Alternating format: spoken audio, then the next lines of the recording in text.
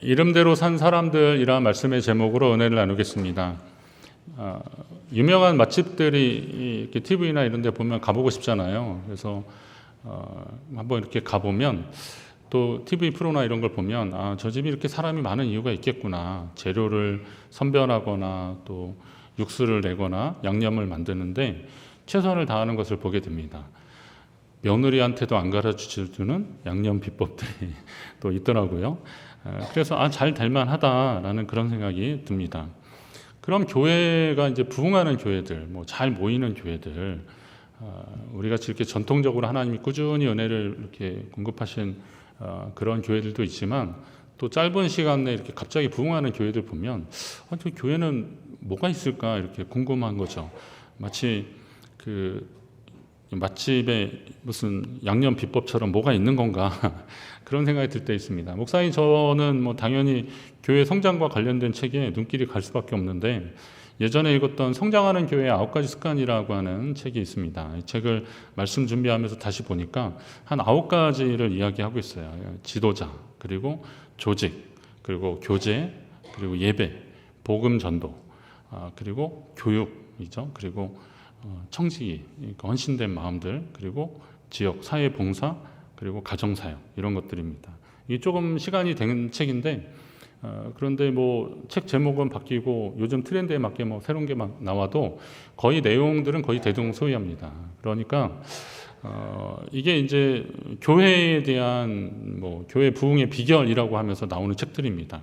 요즘은 연구소라는 이름으로 교회 컨설팅까지 해주는 그런 기관들도 있습니다. 무슨 기업 무슨 컨설팅 하듯이 교회도 그러는 겁니다. 그래서 설문조사도 하고 지역 위치도 보고 사람들 유동 인구도 보고 막 그러면서 다 해서 결론을 내려주는데 심지어는 해당 교회에 맞는 담임 목사는 이런 사람들이 좋습니다라고 해서 추천을 해주는 그런 경우도 있고 또 어느 교회는 그런 얘기도 들었어요. 교회가 너무 낡아서 이거를 좀 구조적으로 리모델링도 해야 되고 막 그러다가 이제 견적을 내보니까 너무 많이 나오니까 그럼 새로 짓자. 그래서 교회만 지으면 이쪽 지역의 사람들이 다 몰려올 거다라고 해서 교회를 지었는데 성도가 몰려올 줄 알았더니 채권자들이 몰려와가지고 어려움을 당하는 그런 얘기도 들었습니다. 또 어느 교회는 또 어느 교회가 무슨 프로그램이 좋다 그러니까 그것도 배우려고 그냥 매주 성도들을 한 차씩 태우고 그 먼 거리를 그렇게 열심히 다녔는데 근데 나중에 하는 얘기는 부흥은 요원하고 이렇게 돈만 많이 들었다 이런 얘기 나오니까 목사님이 당신 같은 사람이 협조 안 해서 이렇게 된 거라 그러면서 또 싸워가지고 부흥을 위해서 시작했는데 교회가 갈등이 생겨서 어려움 당했던 그런 이야기도 듣습니다. 교회에 성도가 많아지는 것을 그냥 성장이고 부흥이라고 한다면 세상에 맛집 소문나듯이 많은 사람들이 찾아오는 성장의 비법이 과연 부흥의 비법이 있는 것인가 하는 혼란스러운 상황에 빠지게 됩니다. 그런데 이런 사람들에게 안디옥 교회의 부흥은 우리에게 뭔가 좀 원칙을 이야기해 주는 것 같습니다. 21절 말씀을 보니까 주의 손이 그들과 함께 하심에 수많은 사람들이 믿고 주께 돌아오더라 그랬습니다. 자, 주의 손이 어떻게 했다고요? 그들과 함께 하심에. 할렐루야. 주의 손이 함께 하셨다는 겁니다. 좋은 프로그램, 좋은 지도자, 좋은 교육 방식들 여러 가지를 다 이야기할 수 있는데 이런 것들도 역시 주의 손이 함께 하셔야 가능하다는 일이죠. 우리 교회가 세상의 비법을 따른 부흥이 아니라 하나님의 부흥을 경험하는 교회 되기를 간절히 바랍니다.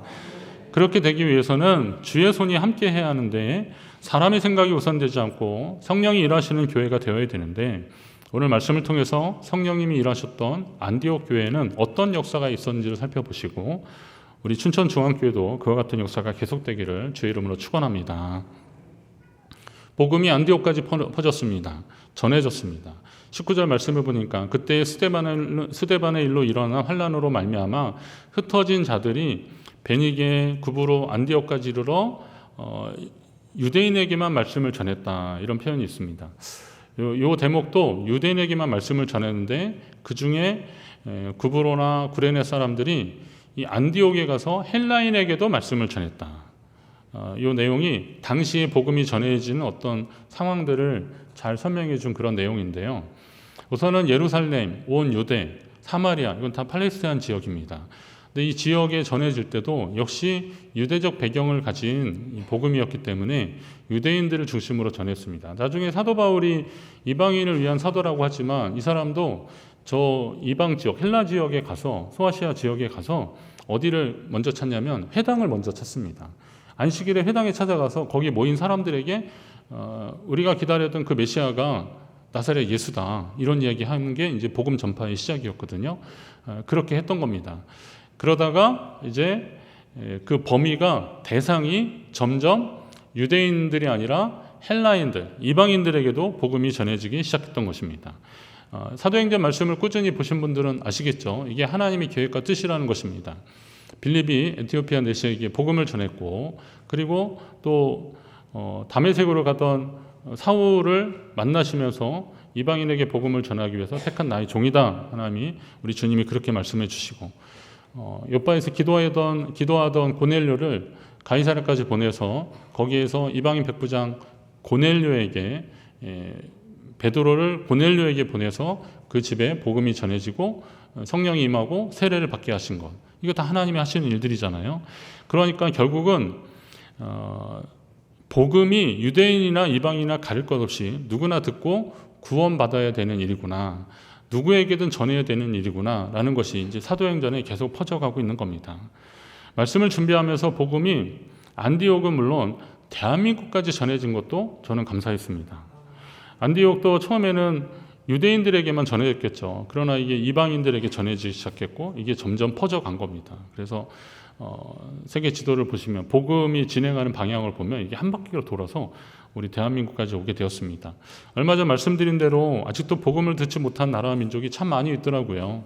전 세계의 종족을 한 17,000여 개의 종족이라고 하는데, 민족, 나라 다 있지 않습니까? 소수 민족 다 합쳐서 한 17,000여 개 된다고 합니다.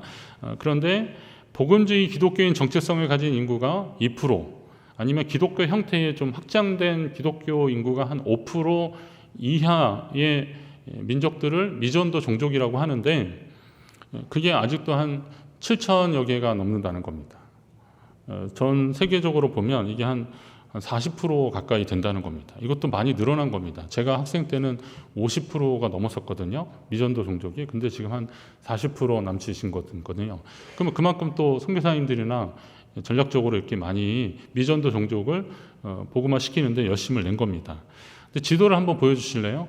지도를 보시면 저 파란색 위주로 나온 게 미전도 종족 선교 지도라고 하는 겁니다. 조금 지난 데는 좀 강하게 핍박하고 막 반대하고 아주 좀 어려운 겁니다. 핍박도 있고 아주 복음화가 안 된 그런 지역을 말하는 겁니다. 14십 창문 지역이라고 그래서 이쪽 지역을 위해서 기도하고 그랬던 운동이 한동안 지금도 계속되고 있는데, 그런데 여러분 잘 보시면 알겠지만 이게 북이 10도에서 40도 그 사이에 쭉 있는 겁니다. 이게 커피 나는 나라들이 아닙니다. 이게 그 복음이 약해진 곳이에요. 그런데 저 파란 줄 띠를 보는데 오른쪽에 노란 거 하나 있죠. 저희가 어디겠어요? 대한민국 아닙니까? 그러니까 저 지도만 보더라도 하나님이 우리에게 얼마나 큰 은혜를 주셨는지 알 수 있는 겁니다. 이 나라가, 대한민국은 미전도 종족으로 분류되지 않았다는 것은 그만큼 우리 믿음의 선배들이, 또 복음을 전하는 사람들이 열심 냈다는 것입니다. 요즘은 다음 세대가 미전도 종족이라는 말은 있어요. 근데 이건 우리가 좀 새겨들어야 되고 열심 내야 되는 부분인데, 어쨌거나 우리는 지금 그런 은혜를 경험했다는 겁니다. 그런데 여러분, 이게 그냥 자연 발생적으로 이렇게 되는 게 아니라 누군가 복음을 전하는 사람들에 의해서 영향력을 가지고 복음이 퍼져가는 것이라고 본다면, 오늘 이 복음이 우리에게서 끝나서는 안 된다는 것이죠. 최소한 우리의 다음 세대로 이어져야 되고, 우리가 또 힘을 내서 선교사 지원하고 또 선교지를 위해서 기도하면서 그 나라 그 민족이 하나님 백성이 되기를 위해서 기도하는 노력들을 계속해야 될 것입니다. 결국 교회는 성령이 일하시는 현장이라는 거죠. 그 지역이 복음화되고 주를 믿는 사람들이 나오는 것은 하나님이 일하시고 성령의 역사의 현장입니다. 우리 교회도 성령의 역사의 현장인 줄 믿으시기 바랍니다. 하나님이 일하시는 거죠. 안디옥 교회는 성령이 역사하는 교회였습니다. 성령이 역사하는 교회는 특징이 뭐냐면 주변에 소문이 나는 겁니다. 감출래야 감출 수가 없는 거죠. 초대교회 성도들이 성령을 체험하고 그들이 더 기도하기 힘썼더니 주변에 막 소문이 나기 시작했습니다. 그들이 모이는데 그 모이는 곳에 하나님이 강력하게 성령으로 역사하시니까 막 표적과 기사가 나타나고 막 그랬던 겁니다. 베드로가 설교했을 때 거기에서 회심한 사람들이 한 3,000명 되고 세례받고 막 그랬잖아요.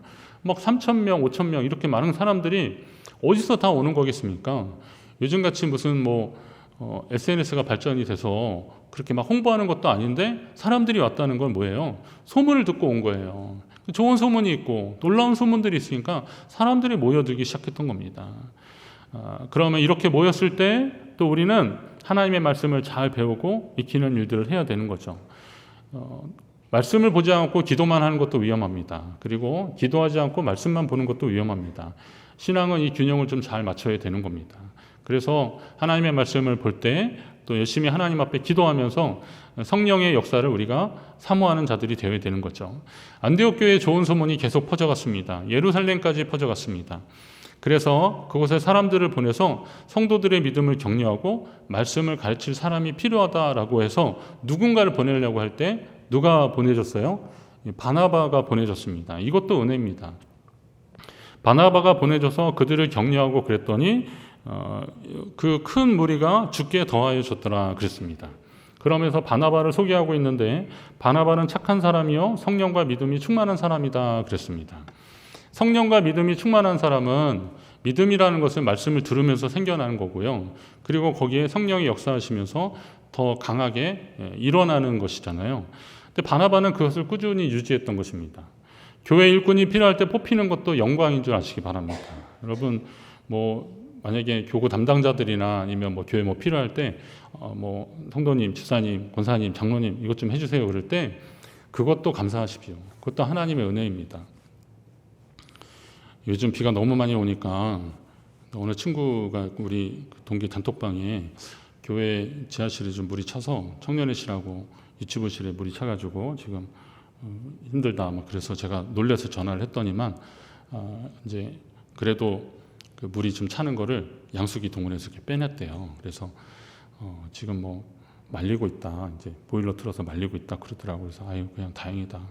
어떻게 했어? 그랬더니 일단 장로님들하고 다 동원돼서 그렇게 했다는 거예요. 그래서 제가 그 얘기 들으면서 잘했다, 잘 됐다라고 생각했는데 그러면서 예전에 한 20여 년 전에 우리 친구 목사 생각이 좀 나더라고요. 저쪽 양양 쪽에서 단독 목회하고 있었는데 그때 루산가 무슨 이렇게 태풍이 좀 이렇게 해서 비 피해가 심했는데요. 그 교회 제가 그 지방에 이제 관련된 일 하고 있어서 피해를 입었다 그래서 가봤더니 교회가 그 산 위에서 이렇게 물이 내려오는데 그 물이 옆으로 가야 되는데 이렇게 직선으로 해서 교회 사택을 이쪽 위에서부터 이쪽까지 이렇게 훑고 내려간 거예요. 물이 그냥 지나갔어요. 그러니까 그 센 물이 그냥 집 가운데로 그냥 확 지나가 버린 거예요. 그랬더니 가재도구 이런 게 마을 어귀에 그냥 거기가 내려오고 그렇게 된 거죠. 그런데 그 친구를 만났는데 제가 할 말이 없더라고요. 그러더라고요. 이런 상황이 되는데 교인도 없고 또 동네 사람들도 그러고 그러니까 아무도 부를 사람이 없었다는 거예요. 그런 얘기 들으니까 지금도 이런 그 척박한 환경에서 사역하고 애쓰는 그런 사람들이 있다라고 하는 거죠. 부르고 싶어도 부를 수 없는 사람들. 근데 저도 개인적으로 목회하면서 제 사역 현장에 그때 한번 이렇게 산사태가 나면서 물이 막 들이쳤거든요. 그랬는데 제가 어떻게 좀 해보려고 하는데 힘들었는데 우리 성도님들이 올라오셨어요. 그러더니만 제가 그 마을이 이렇게 좀 어려워진 상황들을 알고 있는데 교회에서 교회가 그러니까 저도 이제 어떡하지 못하고 제가 전화도 못 하는 거죠. 전화가 뭐고 다 끊긴 상황이니까. 그러고 있는데 이분들이 오신 거예요. 그러더니 집사님 집도 그렇게 잠길 텐데 어떻게 되셨어요? 그랬더니 저희 집은 틀렸어요. 그러시더라고요. 물이 처막까지 들어오니까 그래서 그냥 피했는데 그러니까 교회 걱정되니까 성도님들이 오신 거예요. 그래서 제가 다행히 그때 그분들이 오셔서 이렇게 물기를 돌리면서 교회로 들이치는 물이 이제 더 이상 안 들어와서 교회는 잠기지 않게 되었고 감사했거든요. 근데 그때 그 일이 이렇게 한 몇 가지 일들이 오버랩 되면서 여러 가지 생각들을 했어요. 하나님의 일을 할 수 있는 자리가 주어진 것도 감사한 거고 내가 그럴 때, 사람이 필요할 때 내 이름이 불려지는 것도 감사한 거고, 또 그것을 감당하고 싶은 마음이 있었는데 몸이 약하거나 상황이 안 돼서 못하면 그것도 안타까운 거 아니겠습니까? 어떤 형태로도 하나님이 나를 부르시고 사용하신다면 여러분 감사하시기 바랍니다. 저희 생애 가운데서도 그런 역사들을 많이 봤어요. 성도들의 눈물 나는 간증들 많이 있는데 어떤 분이 그러시더라고요. 목사님, 제가 몸이 아파서 병원에 한 몇 달 동안 있으면서 그때는 잘 몰랐는데 예배의 자리에 앉아서 이렇게 있는 것도 하나님 앞에 헌신하는구나 라는 것을 자기가 느꼈다는 거예요. 제가 평소에 그냥 말씀을 할 때 그렇게 하거든요. 예배의 자리를 지키는 것도 헌신입니다. 여러분, 예배의 자리를 잘 지키십시오. 그랬는데 그냥 아멘 할 때까지는 잘 몰랐는데 당신이 아프셨다가 이 자리에 앉아서 예배를 드리니까 몸이 와서 여기 있으니까 이게 하나님 앞에 나를 드리는 일이고 이 일이 헌신하는 일이구나. 그렇게 하면서 그분이 은혜가 된다고 말씀하더라고요. 하나님의 일을 할 수 있을 때 감사하시기 바랍니다. 그리고 주님이 여러분의 이름을 불렀을 때 감사하시기 바랍니다. 바나바는 착한 사람이라 그랬어요. 이게 이 사람이 이렇게 착하다는 표현들이 어떤 건지 아시겠죠? 이게 우리가 말하는 선하고 착하고 이런 표현뿐만을 넘어서 그가 정말 하나님 앞에 순전한 사람이라는 거예요. 성령과 믿음이 충만했다는 거예요. 그래서 일꾼이 필요할 때 바나바가 생각나고 이 사람을 안디옥에 보내면 되겠다라고 하는 겁니다. 바나바는 또 여기에서 이제 그 사람이 사역을 하다 보니까 성도들이 더해지니까 이거 혼자 하면 안 되겠구나라고 생각해서 한 사람을 더 붙이려고 하는데 그때 생각난 사람이 누구예요? 사울이에요. 사울. 아까 그 지도에 잠깐 보시면 알겠지만 안디옥하고 사울이 지금 예루살렘에서 유대인들에게 핍박받아서 가이사랴에서 고향 동네로 가라고 그러잖아요. 그 간 곳이 다소인데 이 지역이 그렇게 멀지 않습니다. 그러니까 바나바가 직접 사울의 동네에 찾아간 거예요. 가서 그를 부르는 겁니다. 제가 봤을 때 사울이 얼마나 인싸이길래 다소라는, 제가 지난번 트리키에 지역에 몇 년 전에 갔었을 때 저를 안내해 준 그 트리키의 안내 그 직원이 자기 집이 다소 출신이라고 그러더라고요. 그래서 그러면 그 사도 바울 동네 거기냐 그랬더니 거기라고 막 그래서 당신 예수 믿냐 그랬더니 자기는 안 믿는데요. 그런데 하여튼 그 성읍이 작은 성읍은 아니라는 거죠. 자기 그 동네 사람이라고 말할 정도로. 그러면 바나바가 그 다소에 사울을 찾아갔는데 사울을 만났다는 거는요, 만약에 그가 순직이고 가만히 지죽은 듯이 있었다면 사울을 어떻게 찾겠습니까? 그랬는데 아마도 그는 그 다소 지역에서도 복음 전하는 일을 멈추지 않았을 것이다 라는 거죠. 그가 있는 곳을 하나님 나라로 만들어가는 사람들이 하나님 나라 일꾼이 되는 거예요. 주의 일꾼이 되는 겁니다. 바나바가 그 사람을 찾아서 나를 돕자. 그래서 안디옥에 와서 그 사람들이 한 1년간 모여 있어서 큰 무리를 가르쳤고 그러면서 거기에서 부흥을 경험한 겁니다. 이 바나바와 이 사울이 계속 이 동역자 관계를 유지하는 것도 참 아름답더라고요. 그것은 서로 인격적인 교제도 있었지만 한 하나님 안에서 믿음의 관계를 계속 유지했기 때문에 이게 가능했던 일입니다. 교회가 오랜 세월 동안에 한 곳에서 여전히 같은 일을, 하나님 기뻐하시는 일을 하는 것도 그것도 은혜입니다. 여러분, 오래된 믿음의 동지들한테 감사하시기 바랍니다. 한번 지금 옆에 분한테 말씀하세요. 감사합니다. 옆에 계셔 주셔서 감사합니다. 우리 염춘호 권사님이 예전에 이쪽 지역에 학교 다니고 그럴 때 우리 교회 봤는데, 우리 교회 다니시고 그랬는데 이제 외지 생활 이렇게 하시다가 은퇴하시고 이제 고향 동네 가서 살아야겠다라고 해서 내려오셨는데 어느 분하고 우리 김영일 장로님하고 그랬나요? 교회 어디 갈까 그랬더니 장로님이 그걸 뭘 고민하냐고 그냥 춘천 중앙교회 오라고 그래서 우리 교회로 오셨대요. 근데 오셔서 말씀하시더라고요. 몇십 년 전에 자기가 다녔던 교회가 이 자리에 변함없이 있는 게 감사하다는 거죠. 그래서 자기가 여기 와서 감사하시는 거예요. 요즘 성로에 총무하고 계시는데요, 바쁘게 막 열심히 하고 계시더라고요. 감사한 거죠. 그러니까 이 자리에 변함없이 믿음의 자리를 지킨다는 거, 신실하게 하나님 백성으로 살아가는 거, 그거는 여러분 자신에게도 유익이고 또 누군가에게 신앙으로 방황하는 사람들에게도 유익이 되는 겁니다. 요즘 몇 년 만에 어떤 분이 오셨거든요. 그때 그분이 다시 오셔서 다시 또 신앙 상담하고 그러고 계시거든요. 감사한 거죠. 만약에 우리 교회가 막 갈등하고 뭐하고 막 그래가지고 그 교회 안 되겠어 막 이런 소문만, 이상한 소문만 많이 나보시죠. 그러면 어떤 사람이 여기 와서 예배 드리겠습니까? 우리가 이 자리를 잘 지키면 하나님 앞에 영광 드리는 것이 귀한 일이라는 겁니다. 자, 그러면 이제 그렇게 했더니 바울하고 바나바하고 사울하고 열심히 동역했더니 26절 뒷부분에 뭐라 그랬어요? 큰 무리를 가르쳤고 제자들이 안디옥에서 비로소 그리스도인이라 일컬음을 받게 되었다라고 했습니다. 자, 이 제자들이 그리스도인이 되었다. 신분이 변화된 건 아니죠. 그러나 그들에 대한 호칭이 바뀌었다는 겁니다. 그러면 그 이전에 그들에게 붙여진 별명은 또 뭐겠어요? 사도행전 4장 표현을 보면 믿는 무리. 믿는 무리가 한 마음과 한 뜻이 되어 모든 물건을 서로 통용하고, 이거 교인들이 하는 일이었잖아요. 그럼 뭐 아니면 그리스도인들이 그렇게 했습니다라고 했는데 그래도 될 건데, 이때까지는 그리스도인이라는 이름이 주어지지 않았으니까 그냥 믿는 무리, 뭐 성도, 뭐 제자들 이렇게 했었을 것입니다. 제자라는 말도 굉장히 귀한 말입니다. 이건 누구를 따르는 사람들이라는 것인데 당연히 예수 그리스도를 따르는 사람들이라는 의미에서 제자라고 했을 것입니다. 그런데 오늘 새로운 말이 나오는 거예요. 그리스도인이라고 하는 겁니다. 여기서 사용된 이 크리스티아노스라는데, 이 크리스티아노스라가 뭐냐면 크리스토스라고 하는, 그리스도라고 하는 단어의 노스, 이렇게 해서 이게 이제 어떤 사람들을 말하는 건데, 그래서 이게 붙여진 거죠. 합성어가 된 거죠. 그래서 크리스티아노스라가 된 겁니다. 제자들이 이걸 스스로에게 붙인 게 아니에요. 비기독교인들이, 그러니까 그리스도인이 아닌 사람들이 그들을 보면서 그들을 지칭하는 말이었습니다. 그러니 이게 약간 좀 조소가 섞인 말일 수도 있어요. 저 예수 믿는 사람들, 예수 따르는 사람들. 우리말에도 이런 거 있잖아요. 예수쟁이. 뭐 이런, 예전에 그랬잖아요. 예수쟁이라고 부르기도 했습니다.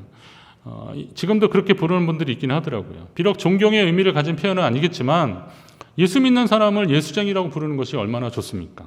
이건 당연한 거 아니겠습니까? 안디옥의 성도들이 얼마나 주님을 잘 믿었는지 그 사람들을 위해서 크리스티아노스라고 사람들이 부르기 시작했습니다. 이름에 대한 이야기 하는데요. 지금 우리 교회에 그 버스 말고 승합차가 한 3대 있는데 그 승합차 이름이, 승합차를 뭐라 그러십니까? 1호차, 2호차, 3호차 이렇게 있는데요. 근데 보통 1호차, 2호차는 스타렉스입니다. 모델명이. 3호차는 요즘 새로 나온 이제 스타리아거든요. 그런데 그러면 우리 1호차 타고 가든지 아니면 2호차 타고 가자 그래야 되는데 어떤 분이 우리 봉고차 타고 가자고 그러시더라고요. 교회차를 봉고차라고 하는 분들은 좀 연식이 된 분들이에요. 보니까. 그런데 이유가 있어요. 교회차를 봉고차라고 하는 이유가 있죠. 세상 사람들은 봉고차 그러면 이게 80년대 초반에 나온 기아에서 나온 승합차라는 것을 다 압니다. 저도 면허 좀 일찍 따서 그 차 운전해 봤는데요. 그게 이렇게 핸드 기어로 되어 있어요. 교회 봉고차 운전하시는 분도 알 겁니다. 그래서 그렇게 됐는데 이 차가 나오면서 대부분의 교회에서 승합차를, 그때 막 차가 막 필요할 때거든요. 마이카 붐이 막 일어나면서 성도들도 뭐 다 집마다 차는 있지는 않았지만 교회도 웬만하면 그 승합차 사는 것이 막 헌금도 하고 막 그래서 승합차 사고 그랬잖아요. 근데 그때 차가 봉고차입니다. 그때 차가 봉고예요. 봉고 코치, 정확히 말하면. 지금은 봉고란 이름으로 승합차가 나오진 않습니다. 뭐 화물차는 좀 나오는 것 같은데, 나오진 않는데 그래도 이전에 교회차 하면 봉고차였기 때문에 아직도 연식이 되신 분들은 봉고차 타고 가자 이렇게 말씀하시는 겁니다. 당연합니다. 자, 그러면 제가 이제 말씀 준비하면서 한번 생각해 봤어요. 성도라는 거룩한 이름에, 안디옥 교회 성도들은 성도라는 이름에 그리스도인이라는 이름이 더해졌어요. 그리스도인이라는 이름이. 그래서 오늘날 이제 이게 기독교인, 뭐 교인 이렇게 줄여서 이제 교인이라고 그러기도 하고 그러는데, 기독교인이라고 한다면, 그리스도인이라고 한다면 이름이 익숙해져서 그냥 그리스도인으로 불려지는 것이냐, 아니면 정말 이들의 삶이 그리스도인다워서 그리스도인이냐라는 걸 우리가 한번 스스로를 돌아보셔야 되는 겁니다. 제가 좋아하는 국어 문제 내겠습니다. 저 국어 좋아하는데요. 자, 소금 파는 사람을 뭐라고 부릅니까? 1번 소금 장수, 2번 소금 장사. 1번입니까? 2번입니까? 예, 당연히 1번입니다. 이게 국어 잘하시는 분이 많은데, 소금 파는 사람은 소금 장수라 그러는 거예요. 소금 장사 그러면 소금 파는 일 그 자체를 말하는 거예요. 난 소금 장사해서 돈을 많이 벌었다 이렇게 하지, 내가 소금 장수해서, 그러면 그것도 뭐 우리 말은 알아듣긴 하지만 어법적으로는 약간 좀 다른 겁니다. 자, 그러면 소금을 파는 사람을 소금 장수라고 하는 거죠. 자, 그리스도인이라고 하는 이름이 여러분 한번 생각해 보세요. 그냥 교회 다니는 그 일 행위를 자체를 말해서 그건 교인, 그리스도인이라고 하는 그런 별명이 붙여질 수 있는 건데, 정말 그 사람이 그리스도를 닮아서 주님을 따라가서 그리스도인이라는 이름으로 어울리는 사람인지는 뭐 누구한테 뭐 말할 것도 없어요. 자기가 알아요. 자기가 스스로 아는 겁니다. 여러분이 그리스도인으로 사시기를 간절히 바랍니다.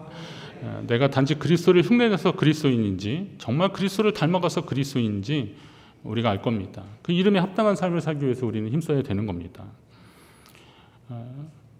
얼마 전에 들른 그 카페 옆 테이블에 한 무리의 중년의 여성들이 식사를 마치고 왔는지 이렇게 우르르 들어오셨어요.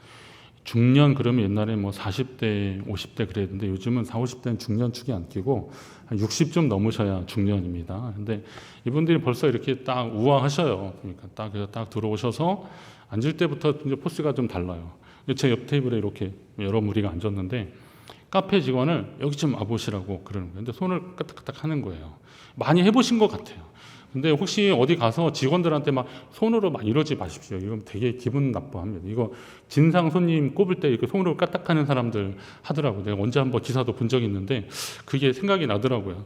근데 직원이 오니까 이분들이 굉장히 말하자면 지능적이에요. 오라 그래서 테이블 치워달라고 그러더라고요. 여기 이렇게 지저분하냐고 막 테이블 치워달라고 그러더니 에어컨이 너무 약하다고 이거 좀 세게 틀어달라고 막 그러더라고요. 근데 저는 그 카페에 좀 있었기 때문에 처음에는 더웠는지 모르겠지만 이게 오래 있다 보니까 그냥 적당하더라고요. 근데 이분들은 막 식사하고 열량이 막 있는 상황에서 온 거니까 더우니까 이거 좀 세게 틀어달라고 그러는 거예요. 그러더니만 그 직원을 부른 진짜 이유가 있어요. 저기 그 키오스크 무선 무인 계산기 그거 힘드니까 그냥 여기서 그냥 주문 받아가라고 그러는 겁니다. 귀찮으니까.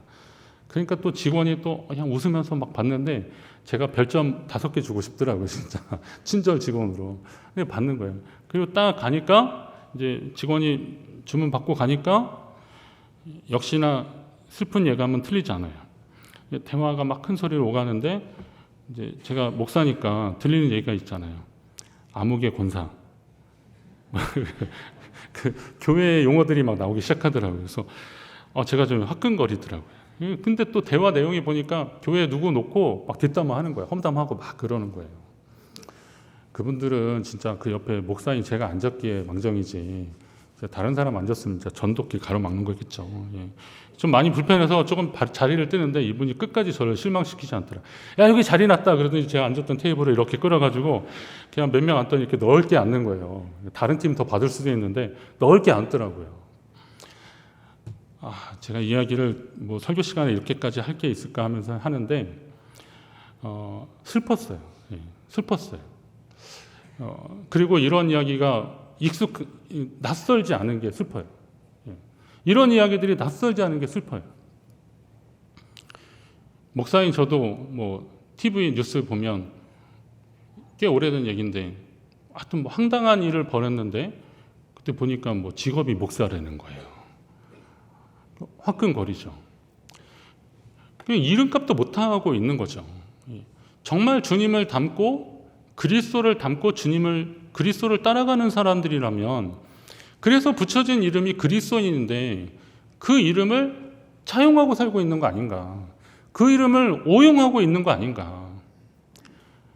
우리는 나는 그리스도인입니다 라고 했는데 그 그리스도인이 그냥 형식의 그리스도인이냐 아니면 삶의 모습이 그리스도인이냐, 이거는 누군가 우리를 규정해서 이제 처음에 그리스도인이라는 이름은 남들이 붙여줬는지 모르겠지만 그 이름의 정체성을 찾아가는 건 우리 자신이 되어야 한다는 거예요.